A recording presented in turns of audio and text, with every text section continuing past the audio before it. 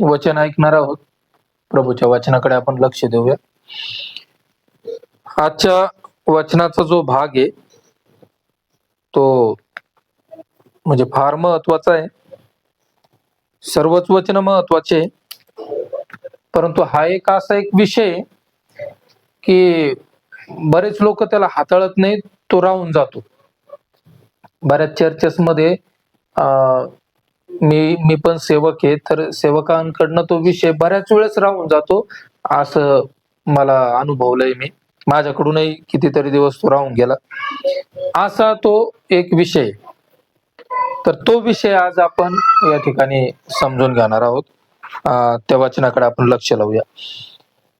येशू ख्रिस्ताच्या पाठीमागे चालणे, प्रभू येशूच्या पाठीशी चालणे, त्याला अनुसरणे, त्याला फॉलो करणे, हा तो विषय आहे. तर येशू ख्रिस्ताला फॉलो करायचंय, प्रभू येशूच्या पाठीमागे आपल्याला चालायचंय. बायबलमध्ये येशू ख्रिस्ताने अनेक वेळेस शिष्यांना जेव्हा तो निवडू लागला, तर शिष्यांना तो म्हटला, माझ्या पाठीमागे या. आणि शिष्य येशूच्या पाठीमागे चालू लागले. तर तीच गोष्ट आपल्यासाठी सुद्धा आहे की आपणही येशू ख्रिस्ताच्या पाठीमागे चालायचंय, जेणेकरून आपण एक दिवस स्वर्गाच्या राज्यामध्ये पोहोचू. योहानाच्या पुस्तकामध्ये असं सांगितलंय की मार्ग, सत्य आणि जीवन मीच आहे. जो कोणी माझ्याकडे येतो तो पित्याकडे जातो, माझ्याकडे आल्यापासून पित्याकडे कोणालाही जाता येत नाही, असं प्रभूचं वचन सांगतं. तर आम्हा प्रत्येकाला येशू ख्रिस्ताच्या पाठीमागे चालायचं आहे, त्याच्या वचनांना फॉलो करायचं आहे. पण आता प्रॉब्लेम असा आहे की येशूच्या पाठीमागे चालणारे आजच्या वचनानुसार दोन ग्रुप आहे, जे की थोडेसे प्रॉब्लेमॅटिक आहे, चुकीचे आहे. दोन ग्रुप आहे जगामध्ये, दोन प्रकारचे लोक आहेत विश्वासणाऱ्यांमध्ये. आजचा संदेश हा पूर्णपणे फक्त विश्वासणाऱ्या व्यक्तीसाठी आहे. नवीन व्यक्तीसाठी हा संदेश लागू पडणारच नाही. तर येशूच्या मागे चालणारे जगामध्ये दोन प्रकारचे लोक. पहिला प्रकार आहे, वाचूया आपण लुकाचं पुस्तक. पहिला प्रकार लोककृत शुभ वर्तमान. एक मिनिट मी बघून सांगतो. त्याचा 22 अध्याय आणि 54 वचन वाचूया.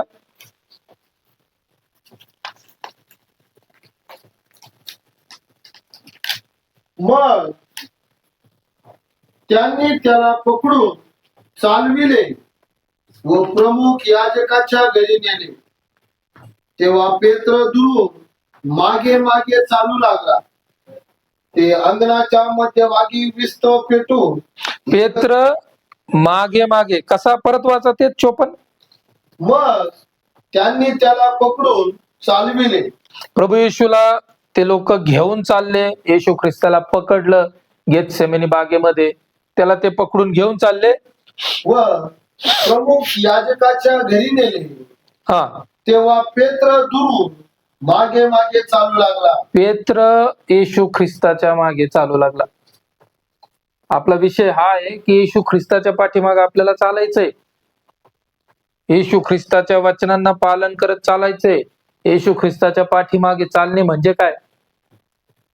प्रभूला ओळखणे, त्याला जाणून घेणे, त्याची इच्छा काय समजून घेणे, त्याचं वचन समजून घेणे, ते पालन करणे, त्यानुसार वागणे, चालणे, असं आपल्याला आयुष्यभर करायचंय. आणि एक दिवस मग जेव्हा आपलं आयुष्य संपन, आपण हे जग सोडू, तेव्हा आपला आत्मा आपोआप स्वर्गामध्ये प्रभू जवळ जाईल. येशूच्या मागे चालणे हा त्याचा अर्थ आहे. म्हणून आपण चर्चला जातो, प्रार्थना करतो, वचन ऐकतो, पालन करण्याचा प्रयत्न करतो. पाप करायची वेळ आली तर आपण तिथून थोडस स्वतःला सावरतो. हे सगळं काय की मी येशूच्या पाठीमागे चालत आहे. तर येशूच्या पाठीमागे पेत्र पण चालत आहे, परंतु त्याची चालण्याची पद्धत थोडीशी वेगळी. बायबल सांगतं तो दुरून येशूच्या पाठीमागे चालत आहे. माग एकदम लांब थांबलाय, तिथून हळूहळू हळूहळू येते. या लोकांनी येशूला धरलं गेतसेमनी बागेत. बाकीचे शिष्य पळून गेले. पेत्र नाही पळाला. पेत्र तर प्रभूच्या पाठीमागे चालत आहे, पण कसा चालत आहे? लांब अंतर ठेवलं, डिस्टन्स ठेवलाय त्याने येशू मध्ये आणि त्याच्यामध्ये, आणि मग पाठीमागून हळूहळू हळूहळू चालत. येशूच्या बरोबर चालण्याची आता त्याची हिंमत नाहीये. येशूच्या बरोबर जर चालन, कारण आता त्याला सैनिकांनी पकडलंय, त्याला तिथं घेऊन चालले, आणि हा जर त्यांच्यात मिक्स होईल की नाही प्रभूला धरलंय का, मी पण त्याच्या बरोबर येतो, तर आता त्याला जेल होऊ शकते. नंतर येशूला क्रूसावर दिलं, कदाचित यालाही क्रूसावर देतील. नुकसान आहे. आता किंमत मोजावं लागेल जर आता येशूच्या संघ चालायचंय तर. अनेक लोक, अनेक वेळेस पेत्र येशूच्या संघ चालला, गावांमध्ये फिरला, 5,000 लोकांना जेव घालायचं तेव्हा येशू ख्रिस्ताच्या बरोबर पेत्र होता. भूत काढायची तेव्हा येशूच्या बरोबर पेत्र होता. बरोबर लगे असं संघ. एवढंच काय, त्या डोंगरावरती येशू ख्रिस्त गेला होता, जिथं त्याचं रूपांतर झालं, दैवी रूप प्रगट झालं, तेव्हा पण 3 शिष्य होते येशूच्या बरोबर, त्याच्यामध्ये पेत्र होता. बाकीच्यांना नाही येशू दिसला, परंतु पेत्राला दिसला दैवी रूप. पेत्र इतक्या जवळ आहे. त्याच्यानंतर आणखीन त्या ठिकाणी येशू ख्रिस्ताने अनेक अनेक ठिकाणी पेत्र येशूच्या बरोबर एकदम जवळ आहे, एकदम जवळ आहे. तर अशा अवस्थेत तो पेत्र येशूच्या बरोबर चाललाय, येशूच्या माग चाललाय. आता पण येशूच्या मागच चालायचंय, परंतु चालत बी आहे, परंतु आता थोडस अंतर ठेवलेलं आहे, आणि लांबून पाहत चाललाय, लपत लपत, आहे की नाही, एकदम दमाने. आपण नाही दिसलो पाहिजे, आणि त्यांना कळलं नाही पाहिजे आपण त्याच्या बरोबर आहे. तर हे एक येशूच्या बरोबर चालणे. आजही तो प्रकार बरेच लोक करत आहे, जो की नको करायला. भीती वाटल्यामुळं करावं लागत आहे ना. आता सध्या येशू ख्रिस्ती लोकांच्या विरोधात अनेक लोक उठले. आता काही ख्रिस्ती लोक घाबरत बी आहे. ठीक आहे, घाबरून काही चांगले निर्णय घेणं चांगली गोष्ट आहे, परंतु घाबरून मग येशूला सोडून लांब. हालेलुया. कित्येक ख्रिस्ती लोकांनी लगेच डिस्टन्स क्रिएट केला, मंडळी बरोबर डिस्टन्स क्रिएट करून टाकला, बनवला लगेच. ठीक आहे, तुम्ही आहे का? हा आहे, मी आहे, परंतु आता तुमच्या बरोबर उभा राहणार नाही,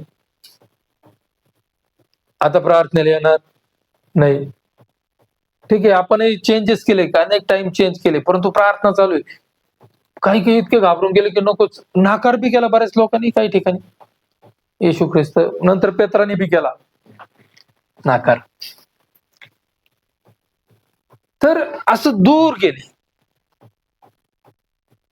काही लोक शरीराने आहे, मंडळी बरोबर आहे, येशू ख्रिस्ता बरोबर आहे, प्रार्थनेमध्ये आहे, मनाने नाहीये.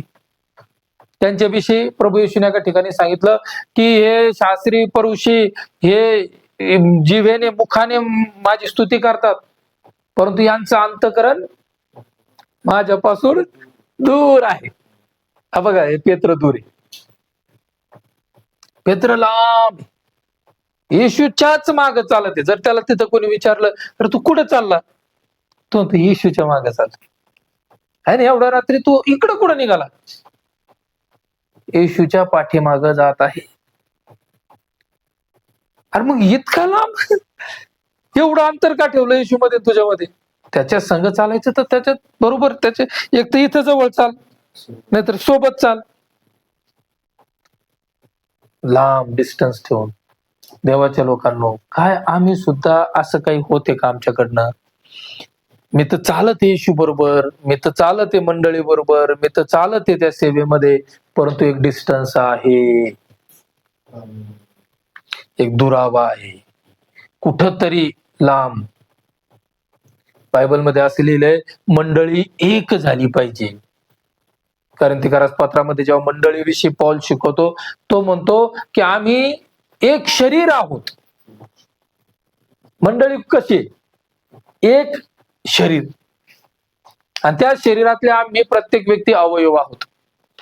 म्हणजे इतकं जवळचं नातं त्या ठिकाणी पौल सांगते की आमचं जे मंडळी म्हणून आपण आहोत ना, आपलं इतक्या जवळचं नातं आहे की आपण एक शरीर आहोत. ख्रिस्त मंडळी हे ख्रिस्ताचं शरीर आहे, त्याच्यात आपण प्रत्येक व्यक्ती अवयव आहोत. बोला हालेलुया. देवाच्या प्रिय लोकांना, मग काय आम्ही असं आमचं रिलेशन मेंटेन करतो का? प्रभू बरोबर आपलं रिलेशन मेंटेन करतो का? वचना बरोबर आपला इतकी जवळीकता आहे का? येशूच्या मागे मी चालत आहे. एक व्यक्ती म्हणतो मी येशूच्या मागे चालत आहे. बाप्तिस्मा घे म्हटल्यावर नको म्हणते. का नको म्हणते? कारण मी गुटखा खातो, माझ्यात थोडस प्रॉब्लेम आहे, म्हणून मी काही घेणार नाही. प्रार्थनेला येते, भक्ती करते, परंतु मग हे काय? हे पेत्राची चाल आहे. थोडस प्रभूच्याच मागे चालत आहे, काही प्रॉब्लेम नाही, काही शंका कुशंका काहीच नाहीये. प्रभूच्याच मागे चालतोय. माझा एकमेव ध्येय प्रभू आहे. परंतु एक गोष्ट प्रभूच्या माझ्यामध्ये आहे, ती गुटखा आहे, ती दारू आहे, किंवा काय असेल नसेल नाही, तर तो प्रॉब्लेमॅटिक ती गोष्ट जी येशूला आणि मला दूर करते. बोला हालेलुया. वचनाच्या पाठीमागे चालत आहे.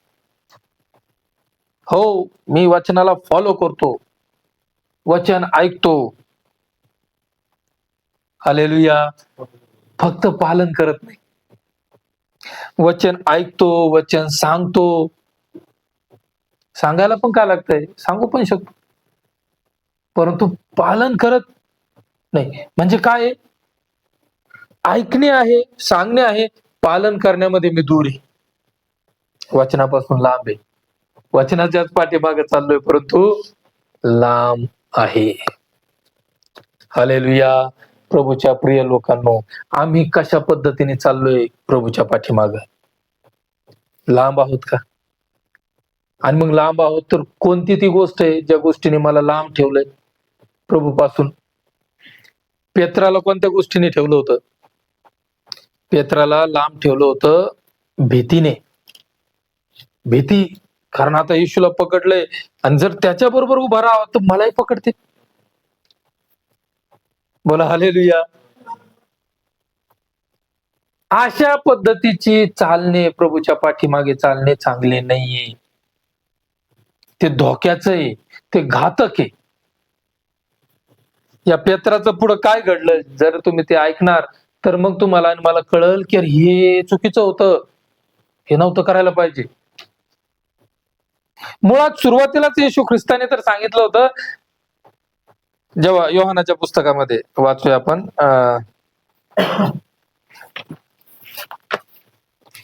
तिथे येशू ख्रिस्त काय म्हणतो? माझ्या पाठीमागे या म्हणतो का शिष्यांना? पेत्राने नाकारलं तो भाग. एक मिनिट,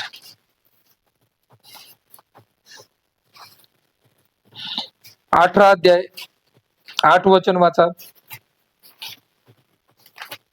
येशूने उत्तर दिले, मीच तो आहे, असे मी तुम्हाला सांगितले. तुम्ही मला शोधित असेल तर यांना जाऊ द्या. ते लोक जेव्हा येशूला पकडायला आले, सैनिक, तिथे येशू ख्रिस्त त्यांच्याशी बोलत आहे. काय बोलत आहे? की मी तोच आहे, ज्याला तुम्ही वर जर सुरुवातीपासून वाचलं तर कळत. ते म्हणतात की ते धरायला आले येशूला, आणि येशू बाहेर आला आणि म्हणे तुम्ही कोणाला शोधता? ते म्हणे येशूला आश्रय करायला. सुरुवातीपासून आहे ना,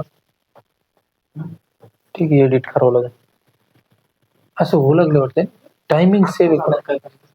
टायमिंग आहे वाटतं सर, थोडा महत्वाचा संदेश होता. तुम्ही कारण मग तुम्ही एक बंद झालं का परत चालू करा सर. इथं बस, टायमिंग वर वाटतं तो.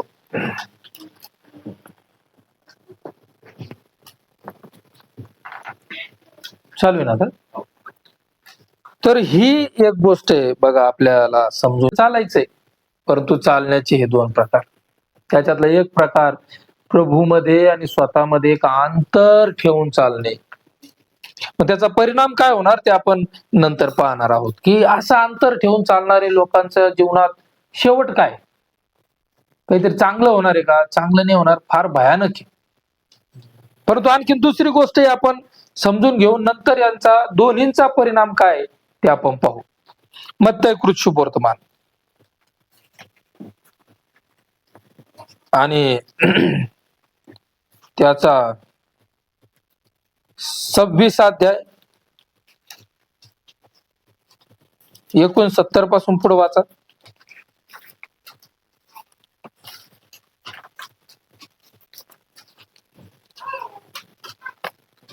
इकडे पेत्र वाड्यात बाहेर बसला होता, तेव्हा एक दासी त्याच्याकडे येऊन म्हणाली, तूही गालिलकर येशू बरोबर होतास. तो सर्वांच्या समोर नाकारून म्हणाला, तू काय म्हणतेस ते मला ठाऊक नाही. मग तो बाहेर देवडीवर गेल्यावर दुसरीने त्याला पाहून तेथील लोकांना म्हटले, हा नासुरी येशू बरोबर होता. पुन्हा तो शपथ वाहून नाकारून म्हणाला, मी त्या मनुष्याला ओळखत नाही. नंतर काही वेळाने तेथे उभे राहणारे जवळ येऊन पेत्राला म्हणाले, खरोखर तूही त्याच्यातलाच आहेस, कारण तुझ्या बोलीवरून तू कोण आहेस हे दिसून येते. तेव्हा तो पिशोपचरण शापोच्चारण करून व शपथा वाहून म्हणू लागला, मी त्या मनुष्याला ओळखत नाही. इतक्यात कोंबडा आरवला. तेव्हा कोंबडा आरवण्यापूर्वी 3 वेळा तुम्हाला नाकारशील असे जे येशूने पेत्राला सांगितले होते ते त्याला आठविले आणि तो बाहेर जाऊन मोठ्याने दुःखाने रडला. इथं नंतरची घटना आम्हाला वाचायला भेटते की पेत्र दुरून येशूच्या पाठीमागे चालला. शेवटी येशूला महायाजकाच्या वाड्यात नेलं आणि तिथं आतमध्ये सुद्धा आला आणि त्या वाड्यामध्ये काही लोक शेकत बसले होते, तिथं जाऊन हा शेकत बसला. आणि मग नंतर काय काय घडलंय त्याच्याबरोबर, तर त्याने येशूचा नाकार करून टाकला. आणखीन बऱ्याच गोष्टी त्याच्यामध्ये त्याने काय काय केले. दुरून चालल्याने हे झालं. पहिली गोष्ट, आम्हाला दुरून येशूच्या पाठीमागे चालायचं नाही. येशूमध्ये आपल्यामध्ये कुठल्याही प्रकारचं अंतर नसलं पाहिजे, दुरावा नसला पाहिजे. वचनामध्ये आपल्यामध्ये कुठलाही दुरावा नसला पाहिजे नाही. दुसरी गोष्ट, देवाच्या लोकांनो, जेव्हा हे येशूला घेऊन चालले, हे लोक सैनिकांनी पकडलं तर त्यांनी येशूला बांधलं होतं. येशूचे हात बांधले होते आणि दोरी धरून येशूला नेलं होतं. बांधलेला येशू ख्रिस्त. तर येशूच्या पाठीमागे चालायचं, एक तर दुरून नाही चालायचं, दुसरी गोष्ट बांधलेल्या येशू ख्रिस्ताच्या पाठीमागे नाही चालायचंय आपल्याला. त्याच बघा स्पष्ट रित्या योहानाच्या पुस्तकात लिहिलेलं आहे. 18 अध्याय त्याचं 12 वचन वाचा.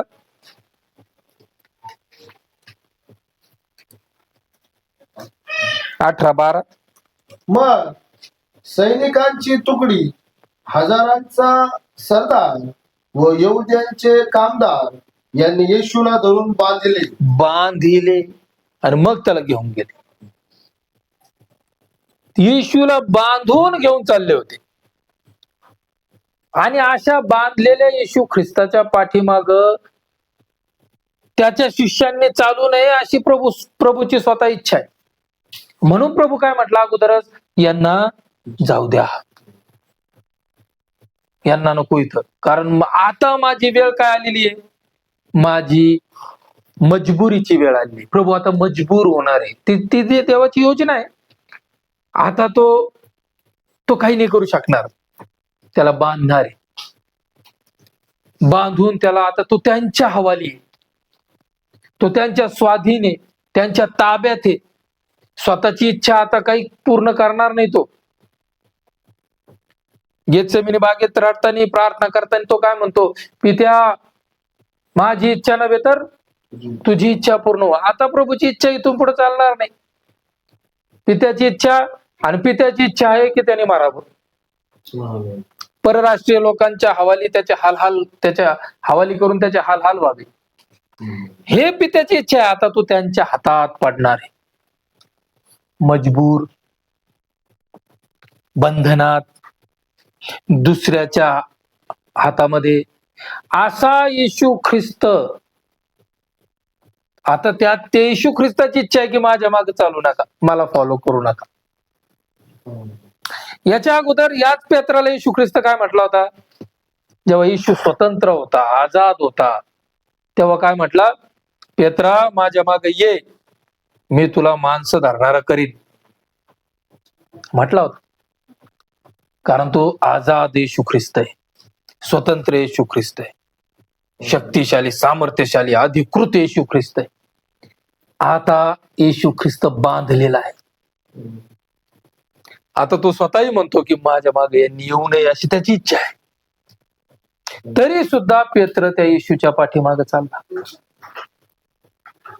पेत्राची येशूच्या पाठीमागे चालण्याची चाल मी सांगत आहे. पहिली चाल आहे दुरून चालणे, डिस्टन्स कीप करून चालणे, चांगलं नाही.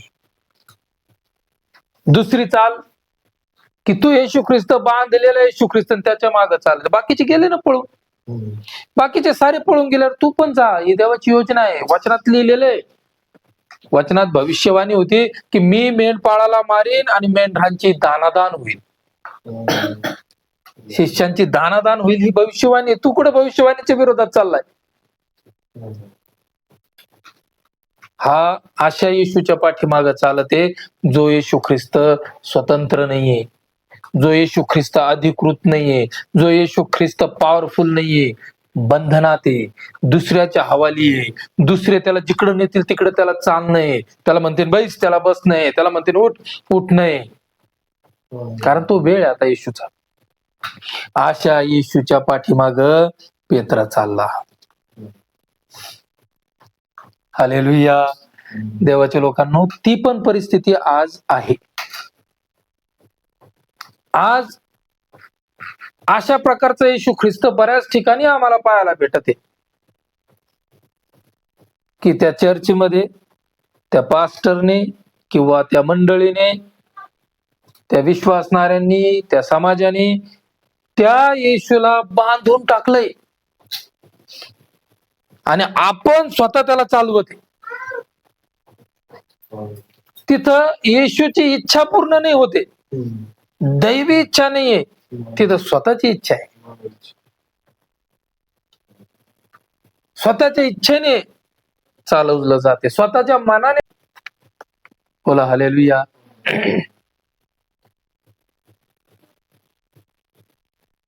काही सेवकही करत आहे जे की नको करायला पाहिजे.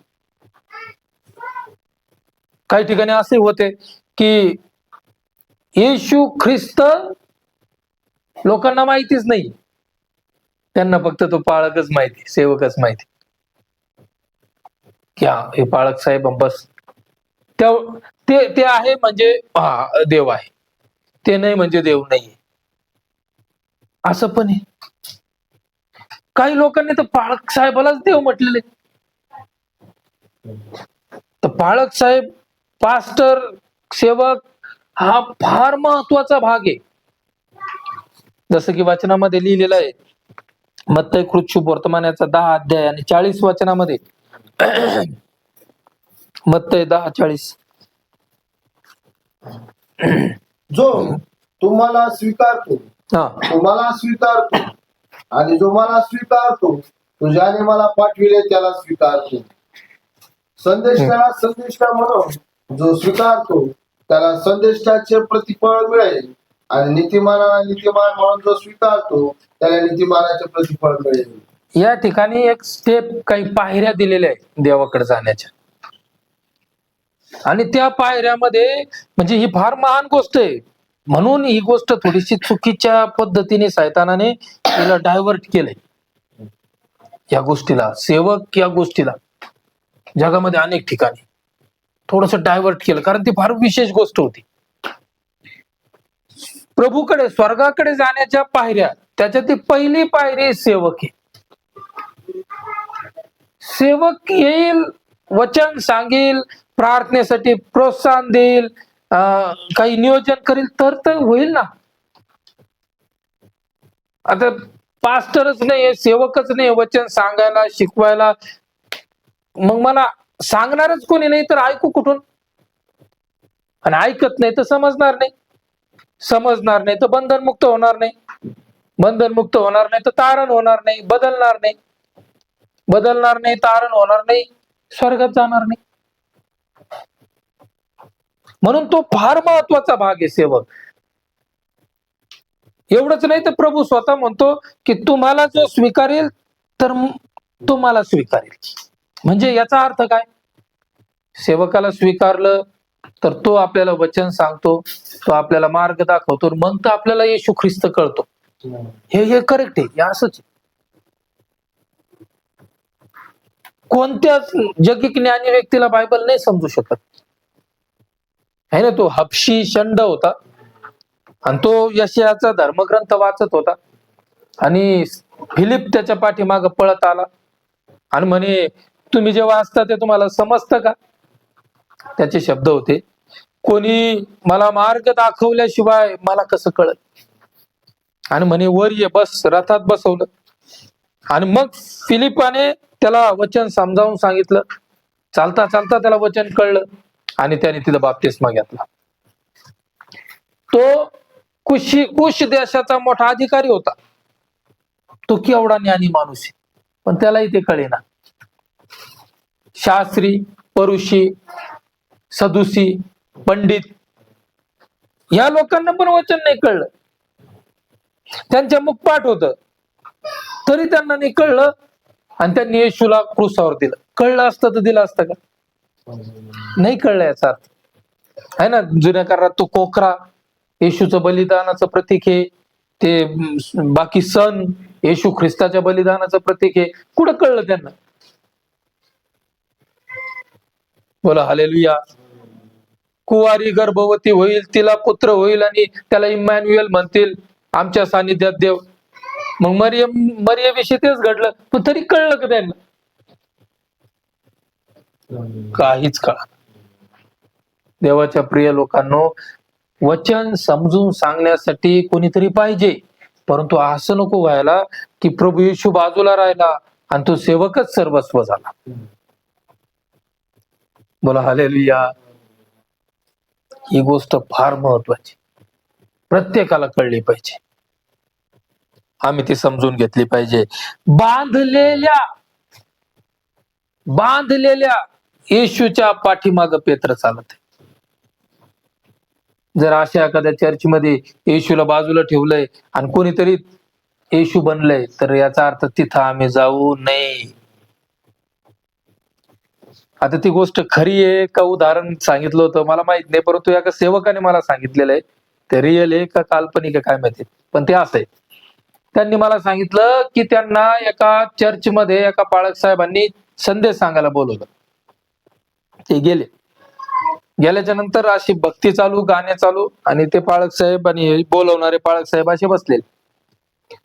आणि मग हे ज्यांनी या पाळक साहेबांना बोलवलेले, हे पाळक साहेब त्यांच्या कानामध्ये बोलू लागले, काही सूचना सांगू लागले. काय सूचना सांगितली? तर यांनी त्या पास्टरला सांगितलं, जे संदेश सांगणार आहे, पाळक साहेब तुम्हाला एक विनंती करतो, संदेश सुरू केल्याच्या नंतर सिगरेटवर संदेश नका देऊ. सिगरेटवर तुम्ही बोलता बोलता संदेश सांगता सांगता म्हणणार सिगरेट, तंबाखू चांगलं नाही, प्लीज म्हणे तुम्हाला विनंती आहे, सिगरेट वरती नका बोलू, तंबाखू आणि सिगरेट वरती प्लीज बोलू नका. काय झालं, काय प्रॉब्लेम? म्हणे आमचे चर्चचे सेक्रेटरी सिगरेट पितात. ती मला सांगितलेली गोष्ट आहे, खरी खोटी काल्पनिक मला माहित नाही, परंतु अशी आहे ती. म्हणे आमचे चर्चचे सेक्रेटरी सिगरेट पितात. आणि दुसरी एक गोष्ट म्हणे, सगळं चर्च वगैरे ते हँडल करतात, सगळं सिस्टम ते चालवतात. दुसरी गोष्ट, सर्वात जास्त आर्थिक मदत चर्चला दशांश देणे, अर्पण देणे, त्यांचा सगळ्यात जास्त मोठा वाटा आहे. त्यांनी दिलेली तो वाटा, त्याच्यावर बरंच काही आम्ही हँडल करतो. चर्च बिल्डिंगचा टॅक्स आहे, माझा खर्च आहे, बाकीची सेवेचा प्रत्येक भाग आहे, हे त्याच्यात त्यांचा दशांश सर्वात जास्त आहे. त्याच्यातून ही मीटिंग पण त्यांच्या पैशातून आम्ही अरेंज केली, त्यांनी बरेच पैसे दिले. म्हणून असा तो व्यक्ती आहे आमच्या चर्च मधला. आणि तुम्ही जर सिगरेट विषयी, तंबाखू विषयी बोलू लागले, त्यांना वाईट वाटेल आणि यदा कदाचित ते सोडून गेले चर्च तर प्रॉब्लेम होतो. म्हणून प्लीज माझी विनंती आहे की तेवढा एक शब्द कट करा. बोला हालेलुया. देवाच्या लोकांनो, विचार करा त्या सेवकाचा, की काय हालत झालेली आहे त्या सेवकाची. म्हणजे ते चर्च तो पास्टर चालवत आहे का? नाही, तो सेक्रेटरी तो चर्च चालवत आहे. सेक्रेटरीच चालवतोय का? तर नाही, तो पैसा ते चर्च चालवतोय. काय तो पैसा ते चर्च चालवतोय का? नाही, त्या पैशा माग, त्या पैशाला वापरून शैतान ते चर्च चालवत आहे, आपल्या पद्धतीने हँडल करत आहे. बोला हालेलुया. कधीही असं होता कामा नये. देव एखाद्या माणसाला, एखाद्या सेवकाला एखाद्या मंडळीमध्ये उभा करतो, त्याची जिम्मेदारी आहे की त्याने व्यवस्थितरित्या प्रभूला सादर करणे.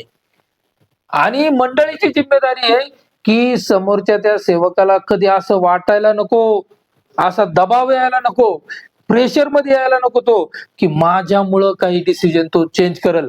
आत्मिक गोष्टीच्या ऐवजी भौतिक करायला लागेल, घाबरून संदेश द्यायला लागेल, दडपणामध्ये येऊन प्रार्थना करायला लागेल.